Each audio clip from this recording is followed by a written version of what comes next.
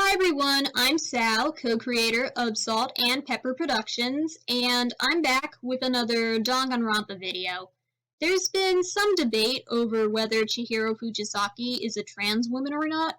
I've always been in the Chihiro isn't transgender camp. The way the game explains his backstory gives me the impression that his story is about gender stereotypes rather than gender identity. Society tends to associate certain traits, positive or negative, with certain genders. Men are large and muscular, women are small and weak. Men are determined and courageous, women are kind and nurturing. Men are stoic and refuse to be vulnerable, women are hyper-emotional. Men like to hurt people with their fists, women like to hurt people with their words, and so on and so forth. Chihiro was never a super masculine person. As a child, he was very small, timid, and weak compared to other boys. His peers belittled him because of this. "You're so weak, even though you're a boy." As a result, he developed a severe inferiority complex. To hide his weakness, to avoid the shame and harassment that came with not being as strong as other boys, he began to dress like a girl. Chihiro didn't cross-dress because he felt like a girl or believed he was meant to be a girl. His cross-dressing was a direct response to how other people treated him. He grew up believing that men had to be a certain way and that his lack of physical strength somehow made him less manly.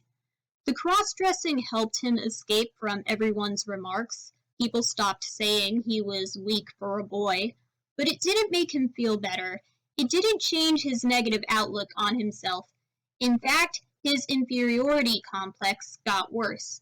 Monokuma called Chihiro's method of escape an empty shell, and when Chihiro eventually revealed his secret, he said that he wrapped himself in lies. If Chihiro was transgender, the cross-dressing would have made him feel better about himself.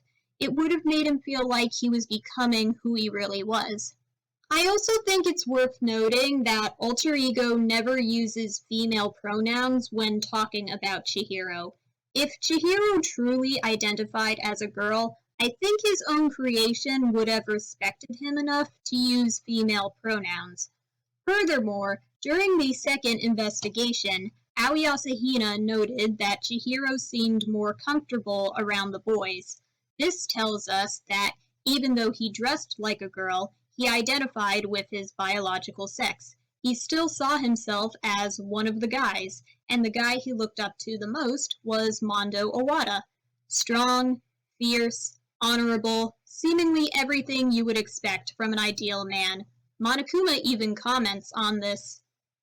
The game explores the gender stereotypes theme with other characters. Sakura, Ogami, and Aoi are both female athletes. They're both strong, independent women. They're actually stronger than some of the boys they interact with. During their final free time events, the girls share their insecurities with Makoto Naegi.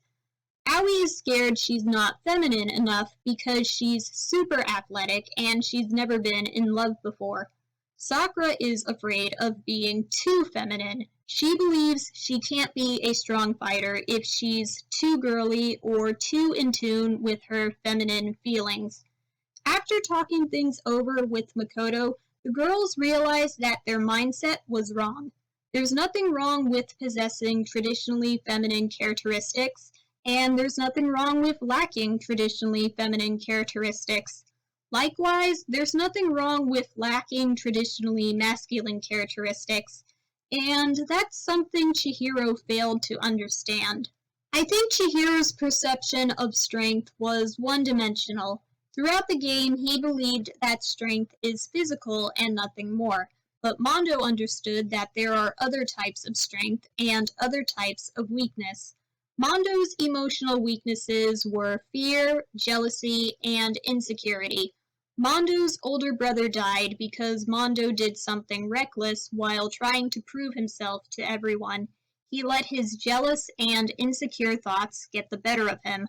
Chihiro died because Mondo didn't want his secret to be exposed. Monokuma's threat made him feel scared and anxious. He also envied Chihiro's emotional strength.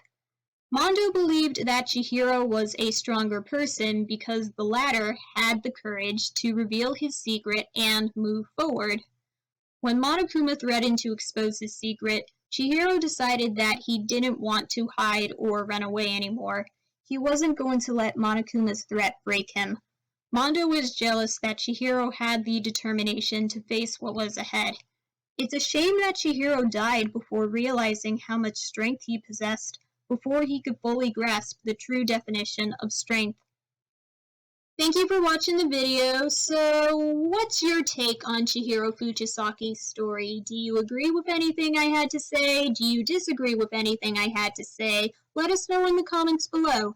Don't be afraid to like and subscribe. Check out our other videos. If you haven't already, be sure to share this video, and hopefully we'll see you again soon. Bye!